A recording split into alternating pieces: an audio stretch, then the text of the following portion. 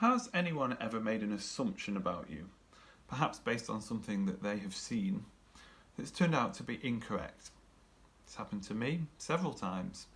And a couple of examples for you go back to when I was a student and had something of an unconventional appearance.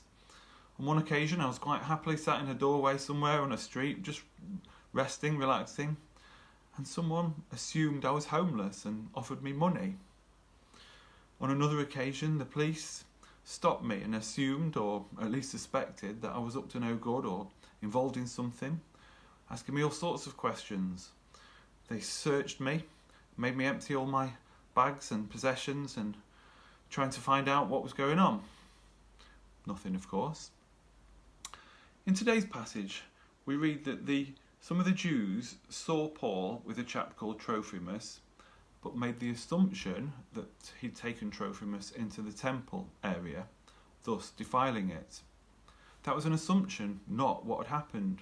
But based on that, they stirred up the crowd, we're told, to such an extent that they were making an attempt to kill Paul. They were halfway to beating him to death based on an assumption.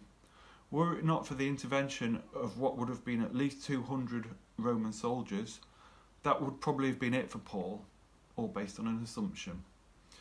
So today's reading is a timely reminder for us.